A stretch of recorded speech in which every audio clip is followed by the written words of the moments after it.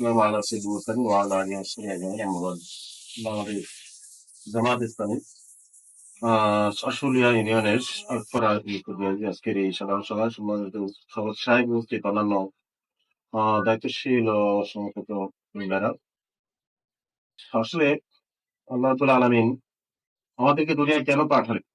আল্লাহ রাব্বুল আলামিন কোরআনে কারিমে যে কথাটি একটু আগে বলা হলো যে আল্লাহ রাব্বুল আলামিন দুটা বিষয়, একটা হলো আল্লাহ বলতেছেন ইন্নী জাইলুন ফিল আরদি খলিফা। আমার আলিয়া বলতেছেন আল্লাহ রাব্বুল আলামিন বলতেছেন কি যে ওমা খালাকতুল জিন্না ওয়াল ইনসা ইল্লা লিয়াবুদুন। আমি মানুষকে দুনিয়ায় প্রেরণ করছি কি জন্য? মানুষ আমার দাসত্ব করার জন্য, গোলামি করার জন্য। এই কথা বলার আগে আল্লাহ রাব্বুল আলামিন ওটা বলছেন যে ইন্নী জাইলুন ফিল আরদি খলিফা। ওয়া আতাজালু ফিহা মান ইফসিদু ফিহা ওয়া ইয়াসফিকু দিমা। যে ফেরেশতাদেরকে আল্লাহ রাব্বুল আলামিন ফেরেশতাদের কাছে একটা পরামর্শ চাইলেন, আমি দুনিয়ার প্রতিনিধি নিযুক্ত করতে চাই, আমার প্রতিনিধি বানাতে চাই, তোমাদের মতামত কি, তোমাদের রায় কি? ইন্নী জাইলুন ফিল আরদি খলিফা ক্বালু আতাজআলু ফিহা মান ইফসিদু ফিহা ওয়া ইয়াসফিকু দিমা। তখন ফেরেশতারা জবাব দিল কি, আল্লাহ আপনি কি পৃথিবীতে এমন একটা জাতি পাঠাতে চান যারা পৃথিবীতে গিয়ে ফিতনা ফাসাদ বিপর্যয় সৃষ্টি করবে, রক্তারক্তি করবে, মারামারি করবে, ফিতনা ফাসাদ তৈরি করবে? তখন আল্লাহ জবাব দিলেন ইন্নী আ'লামু মা লা তা'লামুন। আমি যেটা জানি তোমরা সেটা জানো না।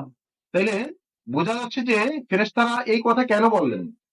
এই কথা বলার অর্থাৎ কারণ হলো ফেরেশতাদের পূর্ব একটা অভিজ্ঞতা ছিল, যার কারণে মানুষ যখন আল্লাহ রাব্বুল আলামিন এই প্রস্তাব তাদের সামনে পেশ করলেন যে আমি পৃথিবীর আমার প্রতিনিধিত্ব করতে চাই, তখন ওই অভিজ্ঞতার আলোকে ফেরেশতারা এই জবাব দিয়েছিল যে মানুষের আগে আল্লাহ রাব্বুল আলামিন পৃথিবীতে তার জিন বা জাতি তৈরি করেছিলেন। জিন জাতি তৈরি করার পরে ওই জিন জাতিটা যে তারা পৃথিবীতে ফিতনা ফাসাদ মারামারি কাটাকাটি করে, তারা রক্তারক্তি করে, তারা বিপর্যয় সৃষ্টি করে ফেলেছিল। আল্লাহ রাব্বুল আলামিন তাদেরকে ধ্বংস করে দিলেন। আল্লাহ তাদেরকে ধ্বংস করে দিয়েছে, তাদেরকে ফেরেশতারা তাদেরকে ধ্বংস করে দিলেন। ফেরেশতারা যে তাদেরকে ধ্বংস করলেন, ফেরেশতারা ধ্বংস করার ক্ষেত্রে সকল জিন জাতিকে আল্লাহ মানে ফেরেশতারা কি করলেন, একবারে মানে সাফা করে দিলেন, মেরে মেরে করলেন এর কারণে। কিন্তু একটা জিন মাত্র ছোট্ট বাচ্চা, ছোট্ট জিন, ওই জিনটা একটু মানে তারা কি মানে ওর রূপ সৌন্দর্য দেখে ফেরেশতাদের একটু মায়া হয়ে গেল। ফেরেশতারা কিন্তু একমাত্র ওকে মানে রাখলেন, হ্যাঁ ওকে রাখলেন। ওরে রাইখা ওই ফেরেশতাদের সাথেই কি করলেন, ওই ফেরেশতাদের সাথেই ওদেরকে রাখলেন, লালন পালন করতেছেন করতেছেন।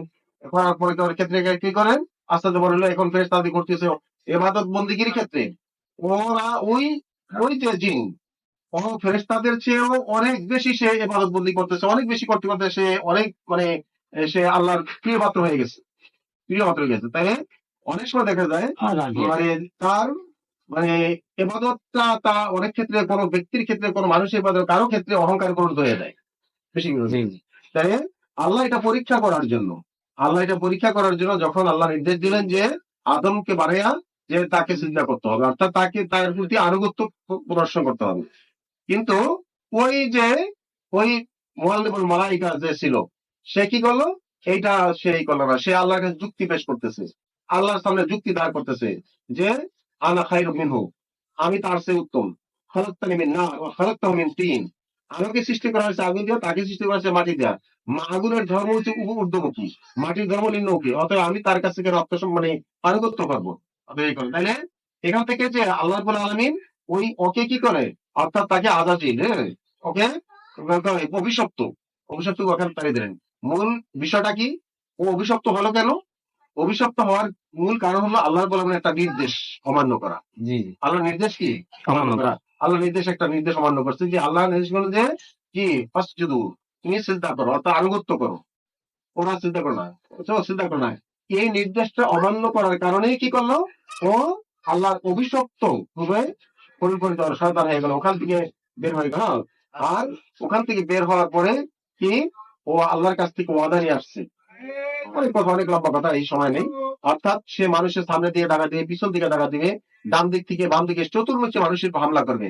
এবং সে এই মানে দৃঢ় সিদ্ধান্ত নিয়ে আসো যে তোমার বান্দারা কিভাবে জান্নাতে যা আমি একটু দেখে ছাড়বো।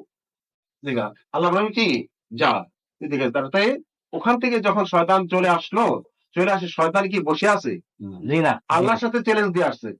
ওই চ্যালেঞ্জে আকিস কি তার কাজ করতেছে না? জি জি। একটা বিষয় যে আল্লাহর একটা হুকুম না মানার কারণে শুধুমাত্র একটা নির্দেশ, আল্লাহ সিজদা করতে বলছেন বা আনুগত্য করতে বলছেন, এটা করলো না, না করার কারণে সে অভিশপ্ত হয়ে গেল, আজাজির হয়ে গেল, অর্থাৎ সে মারদুদ হয়ে গেল।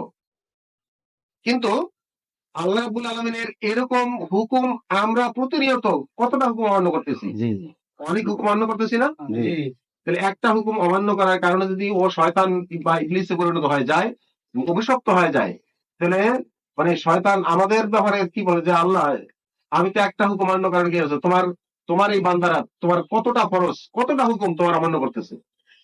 সমাজ হাজিরিন, ইসলামে আন্দোলন করা অর্থাৎ আল্লাহর জমিনে আল্লাহর দিন প্রতিষ্ঠা কাজ করা এটা ফরজ।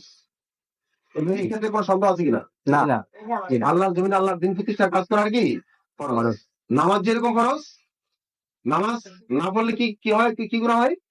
না যদি কেউ নামাজ না পড়ে তাহলে তার কি গুনাহ হবে? সগীরা গুনাহ না কবিরা গুনাহ? কবিরা গুনাহ। কবিরা গুনাহ তওবা ছাড়া মাফ হবে কিনা? কবিরা গুনাহ তওবা ছাড়া মাফ হয় না। আচ্ছা, তাইলে নামাজ না পড়ার কারণে কবিরা গুনাহ হয়, এটা কি ফরজ তরক করছে, ফরজ লঙ্ঘন করছে, এই কারণে কবিরা গুনাহ হচ্ছে। আচ্ছা, এখন এইটা ফরজ, আল্লাহর ফরজ, তাই না? ঠিক ইসলাম আন্দোলন করা, আল্লাহর জমিনে আল্লাহর দিন প্রতিষ্ঠার কাজ করার ঠিক একই ফরজ। ঠিক একই ফরজ। এই ফরজ তরক করার কারণে, অর্থাৎ এই ফরজ পালন না করার কারণে কি তার কি কি গুনাহ হয়? তার সগীরা গুনাহ মানে কবিরা গুনাহ।